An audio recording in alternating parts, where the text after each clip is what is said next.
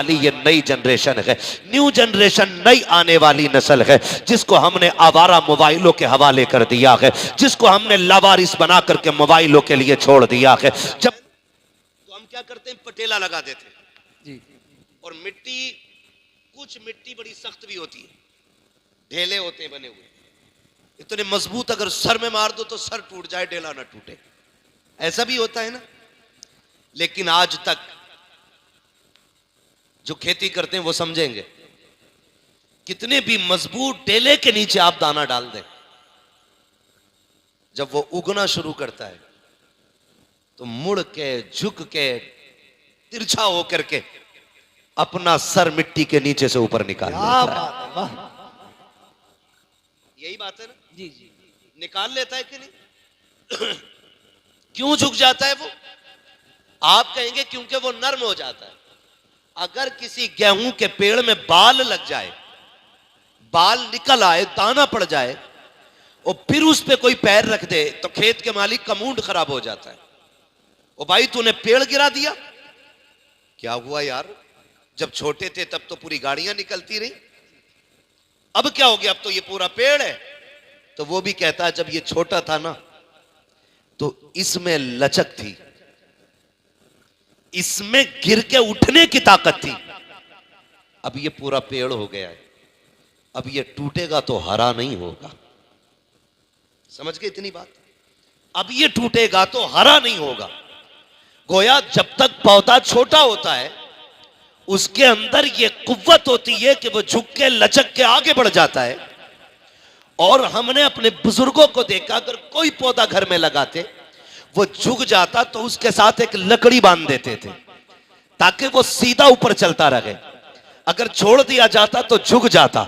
हमने अपने बुजुर्गों को देखा कि जब वो पौधों को सीधा करना चाहते तो लकड़ी लगा दिया करते थे। ठीक उन्हीं पौधों की तरह आज की हमारी आने वाली ये नई जनरेशन है, न्यू जनरेशन, नई आने वाली नस्ल है, जिसको हमने आवारा मोबाइलों के हवाले कर दिया है, जिसको हमने लावारिस बना करके मोबाइलों के लिए छोड़ दिया है।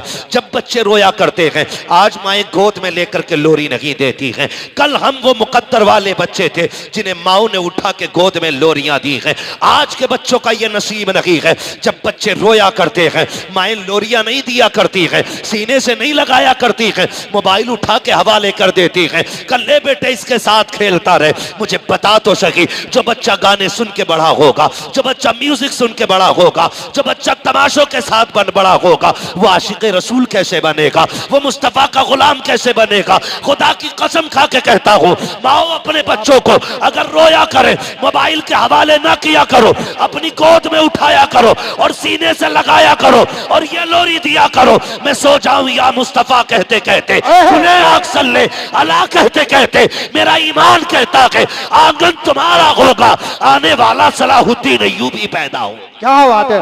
नारे तकबीर, हाथों का नबी का झंडा लहरा कर बोलिए, नारे तकबीर, नारे रिसालत, बस लगे आला हैदर, बस्ती बस्ती करिया करिया, उलमाए सुन्नत, नारे हैदरी। इसलिए सबसे पहला काम ये करना है, बच्चों को मोबाइल से दूर रखने की कोशिश करें, उन्हें गोद में लिया करें, उन्हें गोद में लिया करें। गोद बच्चे का, माँ बच्चे का हक है, माँ की गोद बच्चे का हक है। अगर आज हम बच्चों को सीने से नहीं लगाएंगे ना तो कल बुढ़ापे में बच्चे हमें सीने से नहीं लगाएंगे। ये बात याद रखिए। अगर आज हम बच्चों को सीने से नहीं लगाएंगे जबकि उनको हमारी जरूरत है, तो कल जब हमें उनकी जरूरत होगी तो हमारे बच्चे हमें सीने से लगाएंगे, बोले लगाएंगे।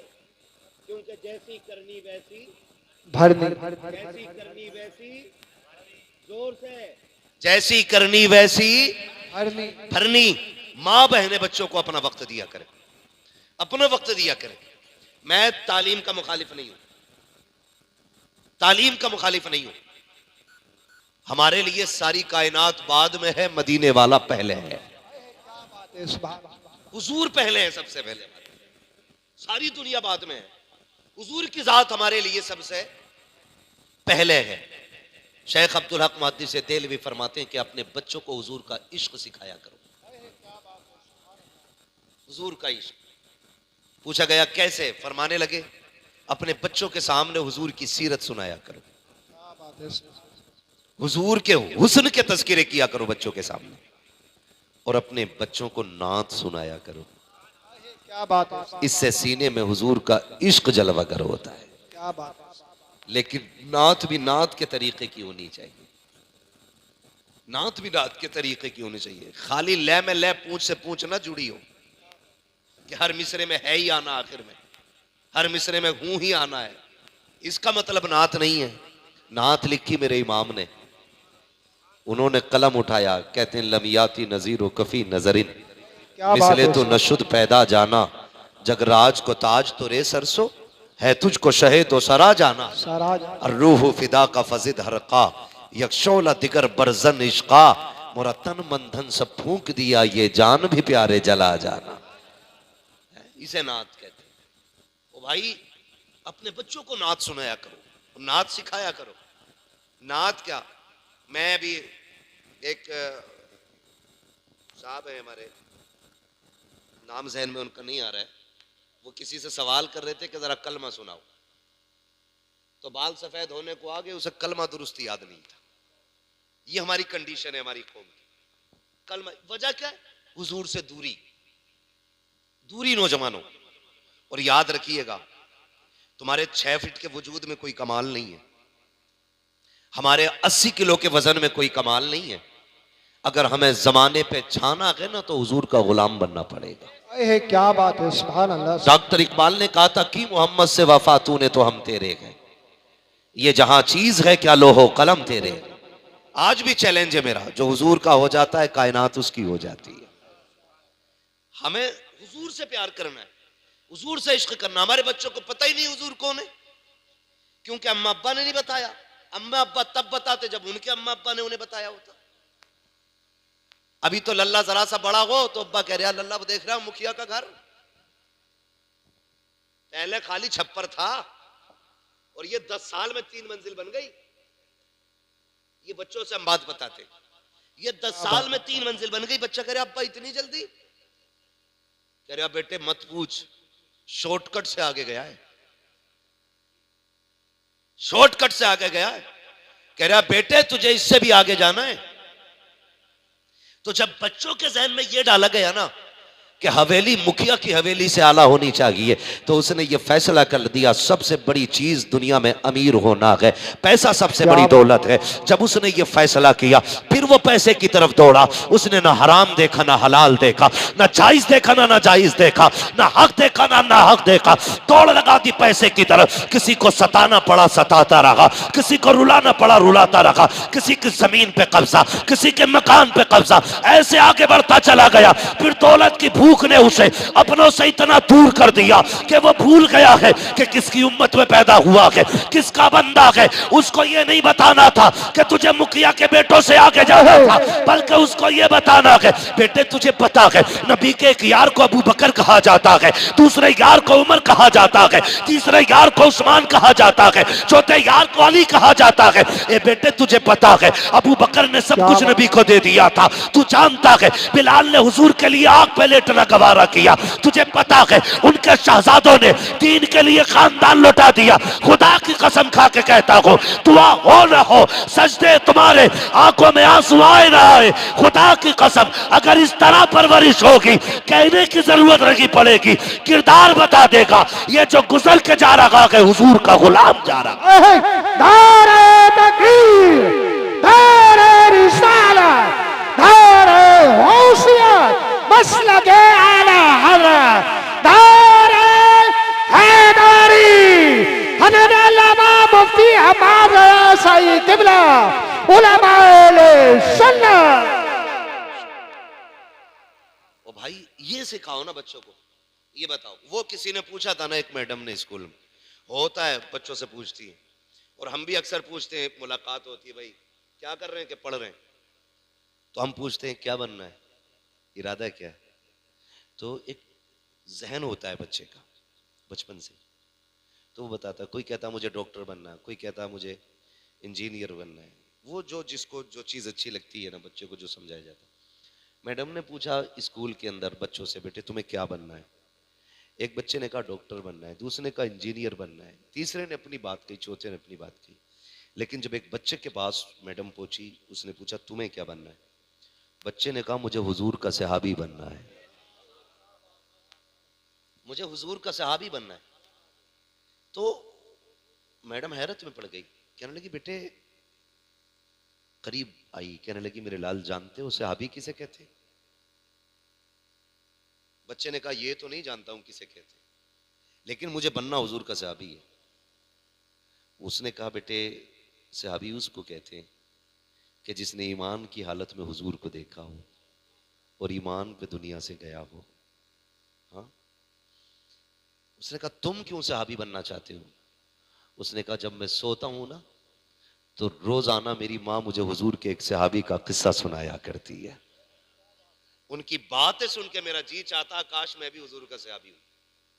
तो ये जहन बनाया जाता अपने बच्चों का, इस तरह की जहन साजी की जाती है अपने बच्चों की। हमारी कंडीशन क्या? हमारी कंडीशन जानते, 12 साल तक तो अम्मा कहती है अभी तो लल्ला ये बच्चा ही है, 14 साल तक कहती है अरे जब समझदार होगा ठीक हो जाएगा खुद ही। ये हमारा जहन है। लेकिन नहीं, बच्चा 14 साल या 18 साल या 12 साल में नहीं संवरता है, उसकी तरबियत 10 साल बाद नहीं होती है। बच्चे की तरबियत का आगाज तभी से हो जाता है जब बच्चा मां के शिकम में होता है। ये जहन में बात रखिए। मैं खाली मूड बनाने नहीं आया, मैं समझाने आया हूं। एक एक बंदा जहन में ये बात रखे। आपको बच्चे कैसे पालने ये भी जहन में रहना चाहिए।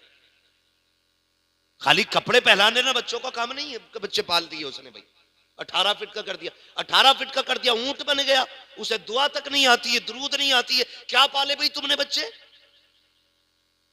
ऐसे तो कुत्ते बिल्ले भी अपने बच्चे पाल लेते।